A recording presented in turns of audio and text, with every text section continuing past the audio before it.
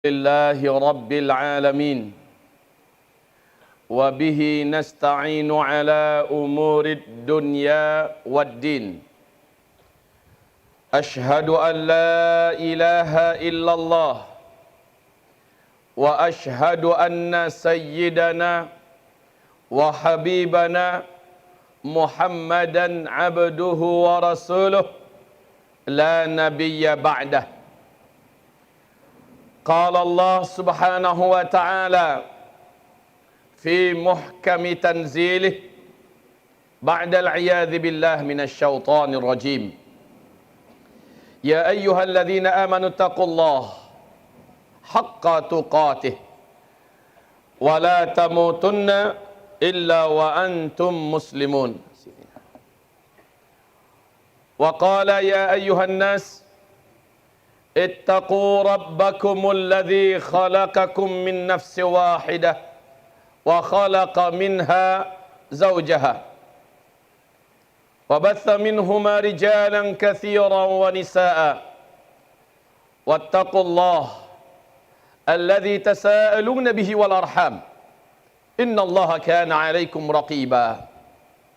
وقال يا أيها الذين آمنوا اتقوا الله وقولوا قولا سديدا يصلح لكم أعمالكم ويغفر لكم ذنوبكم ومن يطع الله ورسوله فقد فاز فوزا عظيما.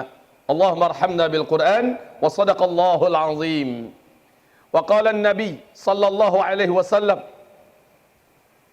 ألا إني قد جئتكم بها بيضاء نقية ليلها كنهارها لا يزيغ عنها بعد ذلك إلى هالك.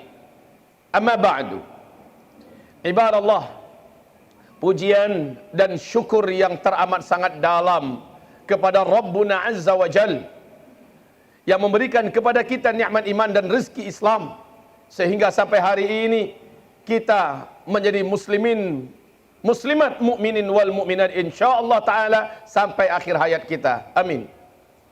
Salawat dan salam untuk asyrafil anbiya wal mursalin sayyidina wa khataman nabiyyin Muhammad sallallahu alaihi wasallam. Ayahanda yang tercinta, Abah Kiai Haji Muhammad Arif Marzuki hafizahullah wa akramahullah wa abnaihi wa usratihi wa ahlihi barakallahu fikum jami'an fid darain fid dunya wal akhirah. Wa hadzal ma'had masyaallah hadza ma kuntu tamannaitu mundu sinin tiwala. Sejak saya mulai mengenal pendidikan, saya punya cita-cita. Saya dengar hari ini bahwa cita-cita itu telah terwujud di sini sejak tahun 1970. Allahu Akbar. Makanya saya yakin saya akan datang lagi kemari. Saya akan bawa tim saya kemari insyaallah taala. Kalau tadi dikasih kabar Ustazah Zizi dari Dinia Putri sudah datang kemari, besok saya yang datang membawa tim Madrasah Mulazamah Al-Huffaz saya untuk studi banding dan sama-sama sharing kita kemari insyaallah. Ibadallah yang kami muliakan, sebenarnya berat menyampaikan materi tentang akhir zaman, tetapi nubuat Nabi pasti terjadi. Tidak akan terjadi kiamat sampai sedikit kalangan da'i dan ulama dari umatku yang menyampaikan kepada mereka tentang tanda-tanda akhir zaman.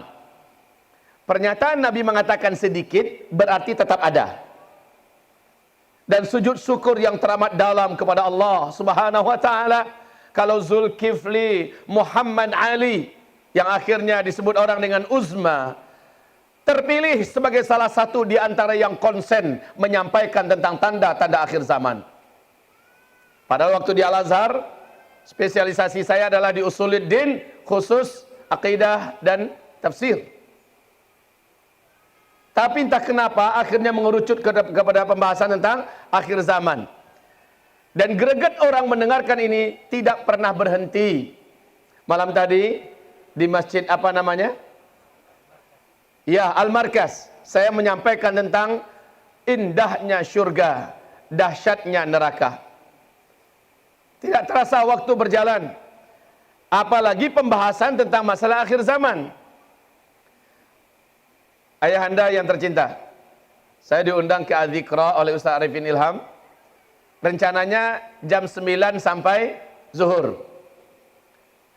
Ternyata mau dekat zuhur, orang mau azan, pembahasan baru-baru 20%.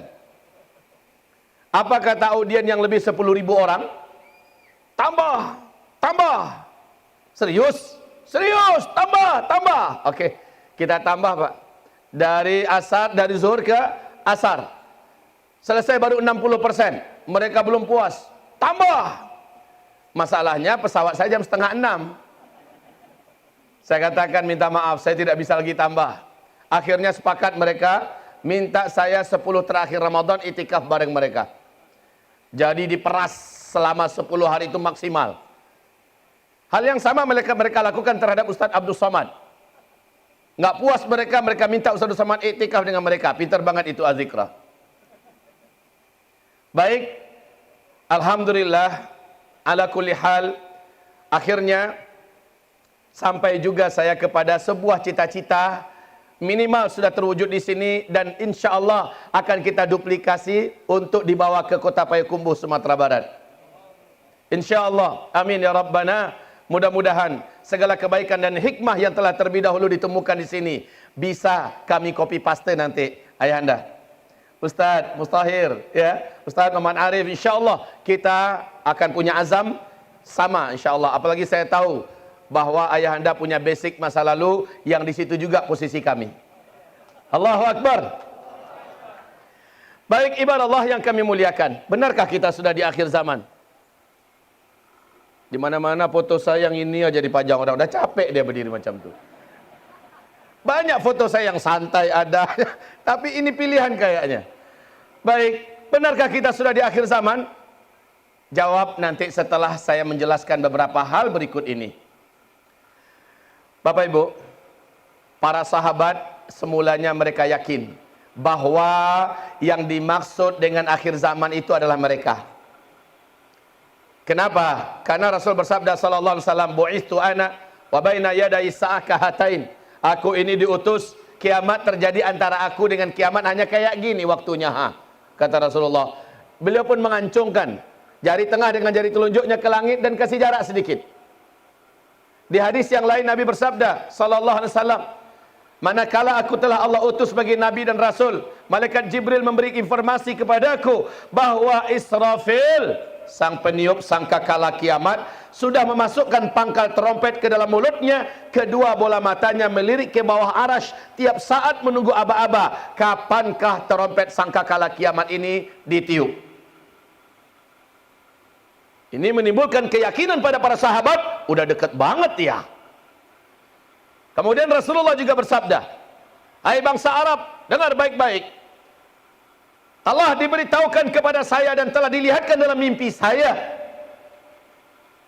dinding pembatas antara kalian dengan Ya'juj dan Ma'juj sudah jebol dan berlobang sebesar ini, kata Rasulullah. Wailul lil Arab, wailul lil Arab. Berita-berita Nabi ini memantapkan keyakinan sahabat tanpa ragu bahwa yang dimaksud dengan akhir zaman oleh Rasulullah adalah mereka. Ibarat Allah. Selanjutnya,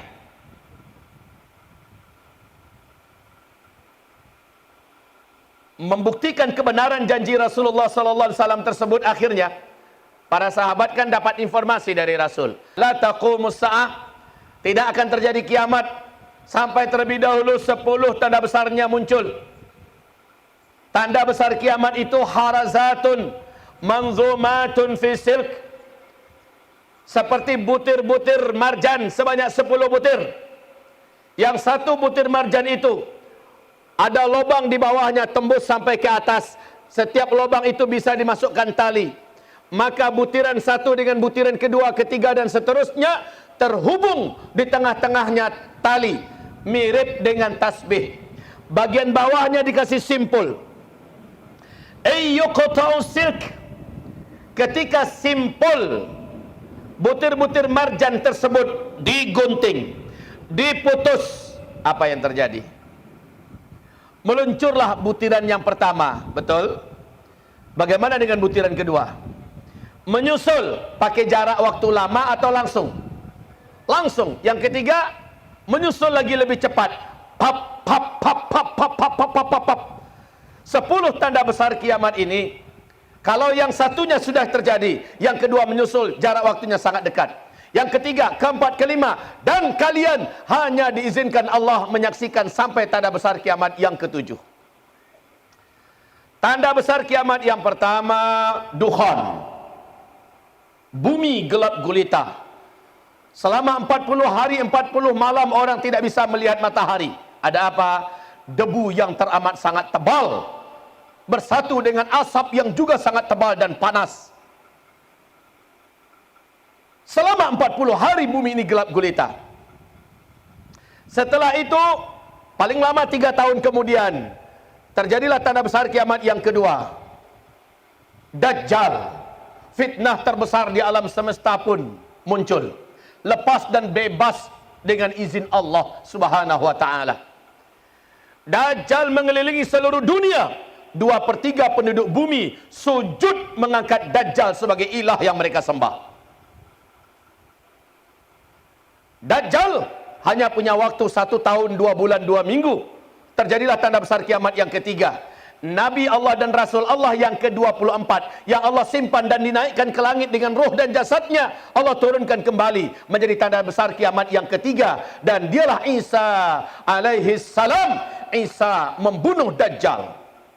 Hanya Isa yang sanggup membunuh Dajjal.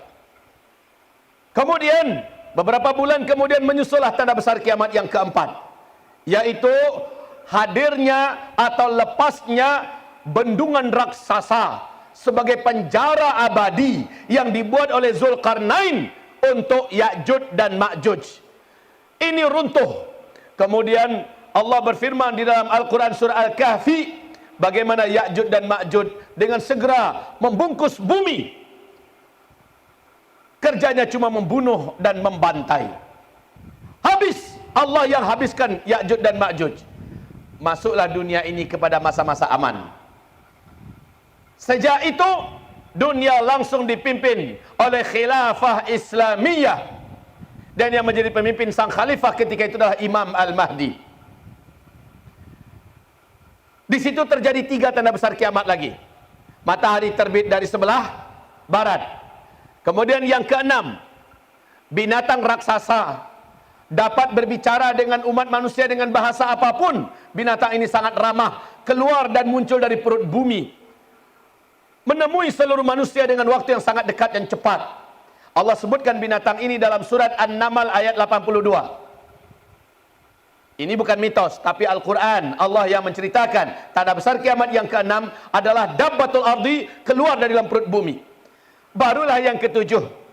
Yang ke-7 adalah angin lembut bertiup dari negeri timur, kata Rasulullah. Saat itu posisi Nabi di Madinah. Di hadis yang lain Nabi mengatakan dari Yaman. Maka timur bagi Madinah, Yaman bagi Madinah adalah timur. Dari Yaman akan berhembus angin yang lembut. Angin ini sejuk, berbau wangi kasturi. Dengan cepat angin ini membungkus bumi. Tidak ada satupun orang yang ada iman di muka bumi, melainkan angin tersebut akan sampai kepadanya. Walau imannya hanya seujung kuku, orang ini ada di bukit, di gunung, di pulau, di mana saja, asal ada orang yang masih kenal dengan Allah, dia bisa melafazkan kalimat Allah Subhanahu wa ta'ala, melainkan pasti angin itu akan sampai kepadanya. Manakala angin itu menyentuh kulit, terhirup oleh orang yang ada iman, saat itu juga, di tempat itu juga, dia langsung tergeletak, meninggal dunia. Serentak satu muka bumi, orang-orang yang ada iman kepada Allah meninggal dunia. Inilah dia tanda besar kiamat yang ke-7. Habis. Yang tersisa setelah itu siapa? orang-orang kafir yang sama sekali tidak kenal dengan Allah Subhanahu wa ta'ala.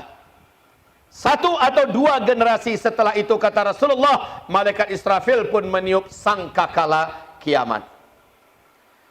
Berarti 7 tanda besar kiamat inilah yang Allah izinkan kita semua sempat menyaksikannya nanti. Nah, para sahabat, yang pertama tadi apa ibu? Dukhan. Dukhan. Yang pertama tadi, apa kata Abdullah bin Abbas? Dengan sanad yang jaid dari Ibnu Jarir, Ibnu Abi Mulaikah berkata,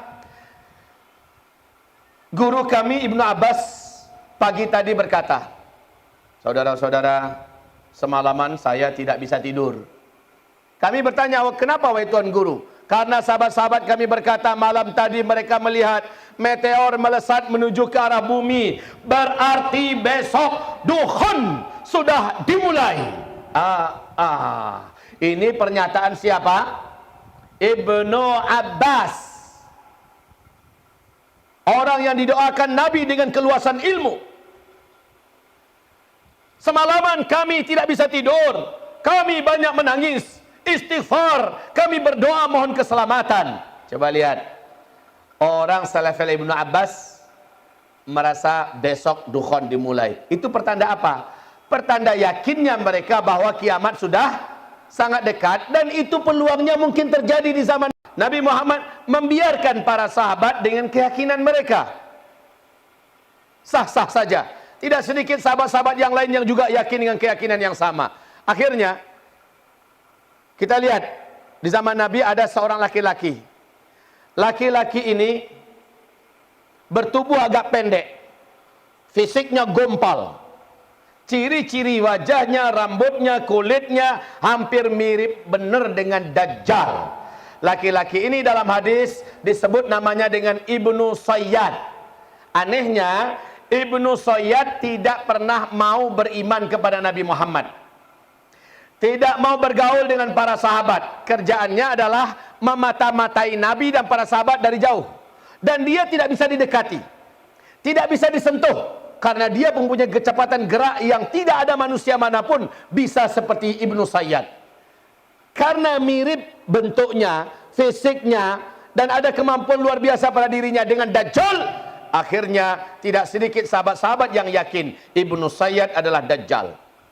Sampai-sampai Umar begini, ketika Umar bin Khattab bersama Rasulullah, tidak di dalam masjid, tidak di dalam ruangan, tetapi dekat dengan kebun kurma. Dari balik pohon-pohon kebun kurma,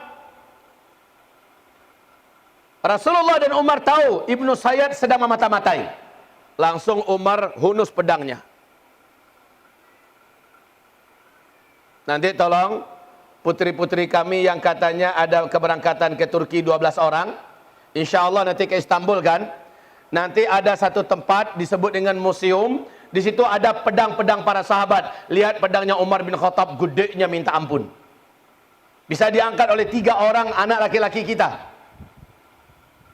Umar menghunus pedangnya dan berkata, ya Rasulullah, izinkan saya. Nabi berkata, kamu mau ngapain hai Umar? Saya mau bunuh, itu adalah Dajjal. Tahu saja kan Umar bin Khattab punya temperamen. Dia adalah Dajjal. Apa kata Rasul? Hai Umar, kalau itu memang asli Dajjal, bukan kamu orang yang sanggup mengalahkannya. Dia bukan tandinganmu, hai Umar. Dan kalau dia bukan Dajjal, apa guna buat kamu membunuh orang? Jadi Nabi biarkan India bergantung. Tergantung permasalahan itu. Kalau Nabi mau selesaikan, Umar, ente mah terlalu semangat orangnya. Dajjal itu nanti Umar akhir zaman. Yang bisa melawannya cuma Nabi Isa. Kan bisa aja. Tapi Nabi biarkan Umar dengan prasangka bahwa itu adalah Dajjal. Sehingga ketika Rasulullah meninggal, Abu Bakar menggantikan. Abu Bakar meninggal, Umar menjadi Amirul Mukminin. Saat Umar bin Khattab ditusuk tubuhnya dengan pisau yang beracun. Menjelang meninggalnya, Umar bin Khattab masih bersumpah demi Allah, saya yakin Ibnu Sayyad itu adalah Dajjal. Keyakinan Umar bin Khattab sama dengan keyakinan Bunda Aisyah radhiyallahu anha. Sama dengan keyakinan Bunda Safiyah, sama dengan keyakinan Ubay bin Ka'ab, sama dengan keyakinan Abu Dzar Al-Ghifari, sama dengan keyakinan Anas bin Malik, tidak sedikit sahabat-sahabat yang yakin Ibnu Sayyad adalah Dajjal. Maaf, kenapa saya agak berpanjang-panjang membahas ini sedikit? Maksud saya adalah sahabat-sahabat saja begitu yakin mereka bahwa yang dimaksud dengan akhir zaman adalah mereka. Dan Nabi membiarkan mereka dengan keyakinan itu. Dampaknya positif. Dampaknya positif. Apa dampaknya? Para sahabat sadar waktu tak lama lagi di dunia. Maka waktu yang ada mesti dimanfaatkan sebaik-baiknya untuk melakukan yang terbaik selagi masih ada peluang dan umur. Mereka total bersama Rasulullah memperjuangkan dan menegakkan dakwah, berjihad bersama Rasulullah. Mereka total dalam menyembah Allah Subhanahu wa taala, dalam berinfak, dalam berwakaf, dalam bersedekah. Mereka juga total hidup mereka seolah-olah memang hanya untuk ke akhirat. Mereka kejar dunia untuk dijadikan tunduk buat kepentingan akhirat, buat agama. Ini dampak positif meyakini bahwa kita sudah di akhir zaman. Nah, sebenarnya keyakinan para sahabat itu 1440 tahun yang lalu cocoknya di zaman ini kita yang harus punya keyakinan itu. Kenapa? Karena tanda-tanda yang diceritakan Rasulullah sallallahu alaihi wasallam tentang akhir zaman sudah lebih 90% terjadinya di zaman kita, menampakkan diri tumpang tindih, sulit untuk kita mengatakan tidak. Contoh, di zaman ini tidak ada zaman yang lain dan tidak ada zaman sebelumnya. Saat di hadis sahih Imam Muslim diceritakan oleh Umar bin Khattab, malaikat Jibril dalam sosok manusia yang tampan, baju jubahnya putih, rambutnya hitam ikal lebat dan tersisir rapi, wajahnya betul-betul tidak ada yang menandingi, mirip dengan Dihya Al-Kalibi, ganteng sekali. Dia datang pada Rasulullah, dia bertanya, Nabi jawab. Dia bertanya, Nabi jawab, dia bertanya, Nabi jawab, sampai kepada pertanyaan akhir. Setiap dia bertanya, Nabi jawab. Apa kata malaikat Jibril ini? Sodakta. Bagus, jawaban Anda benar. Bagus, jawaban yang ini juga tepat. Sehingga apa kata Umar? Ajib namin yas'aluhu wa yusaddiquh. Heran kami ini orang, dia yang datang, dia bertanya, dijawab Nabi, dia membenarkan jawaban Nabi. Macam uji-uji aja. Tapi ketika dia bertanya mata sa'ah, kapan kiamat? Kau sampaikan kemana-mana kiamat dah dekat, kiamat dah dekat. Sekarang kami mau memastikan kepada engkau, hai Muhammad, hari apa, tanggal berapa, bulan berapa, tahun berapa? Mata sa'ah, kapan kiamat? Di sini Nabi jujur menjawab. Inilah dia seorang Nabi yang betul-betul amanah dan jujur. Mal mas'ulu anha bi'a'lama minas sa'il. Minta maaf. Untuk pertanyaan yang satu ini mungkin yang bertanya lebih tahu daripada yang ditanya. Gua mah kagak tahu, elu mungkin lebih tahu.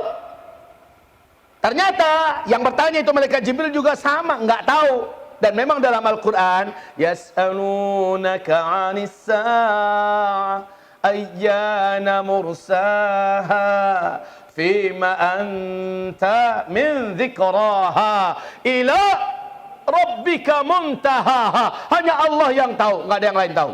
Maka dengan ayat ini, dengan cara jawaban Nabi tadi, akidah Ahlus Sunnah wal Jamaah sepakat mengatakan haram percaya dengan ramalan kiamat. Kiamat terjadi pada tahun anu, tanggal anu, bulan anu, haram percaya. Dulu kan ada tuh, tanggal 12, bulan 12, 2012. Dari mana sumbernya? Suku Maya. Kita tolak, akidah Islam menolak ramalan kiamat. Karena tidak ada yang tahu kecuali hanyalah Allah. Tapi pertanyaan malaikat Jibril berikut ini penting. Dia bertanya, akhbirni an amaratiha. Oke. Saya bertanya lagi, Muhammad, kalau memang engkau tidak tahu kapan tepatnya, kapan dan apa tanda-tanda bahwa kiamat itu sudah sangat dekat? Nah, ini yang saya maksud tadi. Sebutkan kepada saya ciri-ciri dan tanda-tanda kiamat itu sudah sangat dekat. Tersirat dalam bahasanya, bila ini sudah ada terjadi, maka jarak masa antara kiamat dengan kita sudah sangat dekat. Nah, Nabi berkata, kalau ini pertanyaan ente, ini gue banget ini. Dengar ya. Antalidal amatu rabataha Wa antaral hufatal uratal alata ri'a asya yatatawaluna fil bunyan. Apabila engkau menemukan nanti suatu zaman orang yang hidup pada zaman itu, sebelumnya mereka kere-kere, miskin-miskin, mereka hanya sebatas penggembala ternak, tidak beralas kaki. Jangankan beli sepatu, sendal pun enggak kebeli. Mereka bertelanjang dada, yatatawaluna fil bunyan. Tiba-tiba mereka menjadi kaya raya dan sangat berkuasa. Lalu mereka saling berlomba-lomba dan berbangga-bangga membangun gedung-gedung yang tinggi-tinggi.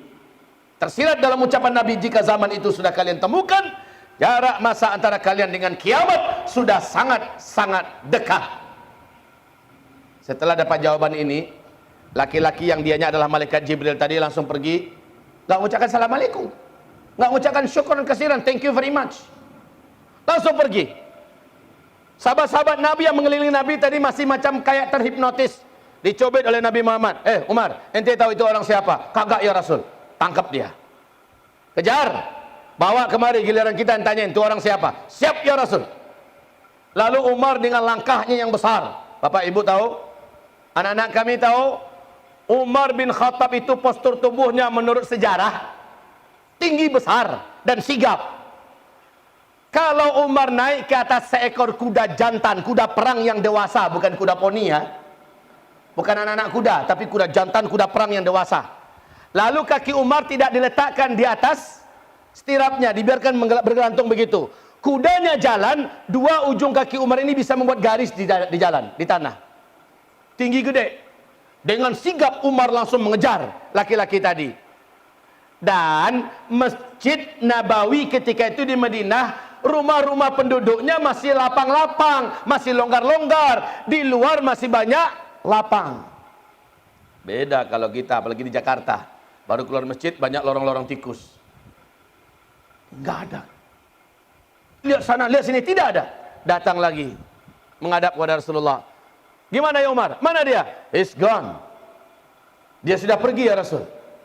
Maka kata Rasul, innahu Jibril. Itu tadi adalah malaikat Jibril. Atakum liyu'allimakum dinakum. Allah suruh dia datang kemari untuk mengajarkan kalian semua isi agama ini. Jadi isi agama ini adalah Islam, iman, ihsan, dan ilmu tentang tanda-tanda kiamat. Oke. Sekarang di dalam hadis riwayat Imam Ahmad, Abdullah ibnu Abbas bertanya kepada Rasulullah, penasaran, ya Rasul, siapakah yang engkau maksud? Miskin, kere, penggembala ternak, tidak beralas kaki, bertelanjang dada, tiba-tiba menjadi kaya raya dan sangat berkuasa. Dan mereka saling berlomba-lomba dan berbangga-bangga membangun gedung-gedung yang tinggi-tinggi. Yang engkau maksud siapa ya Rasulullah? Dan dengan datangnya masa itu, maka jarak kami dengan kiamat sudah sangat-sangat dekat. Siapa yang engkau maksud ya Rasulullah? Tanya Ibnu Abbas. Jawaban Nabi adalah humul Arab. Mereka adalah bangsa Arab. Yuk kita lihat fakta sekarang. Lihat fakta sekarang. Arab sebelum minyak bumi ditemukan, nama negerinya masih satu, Jazirah Arabiyah. Baca sejarah. Sekarang saja yang namanya sudah pecah menjadi berbagai macam negara di Teluk. Jazirah Arabiyah sebelum minyak bumi ditemukan miskin. Negeri yang gersang, gurun Sahara yang luas dan tandus, tidak punya apa-apa. Masa depan seperti apapun nggak kelihatan, gelap. Tiba-tiba saat minyak bumi ditemukan, langsung Jazirah Arabiyah berubah menjadi negeri yang kaya raya. Menjadi yang, jangan kaya raya itu nggak biasa, kaya raya. Pakai tasydid. Dan mereka pecah menjadi 7 negara kaya dunia. Qatar, nah ini terkaya nomor 1 dunia. Bahrain, terkaya nomor 2 dunia.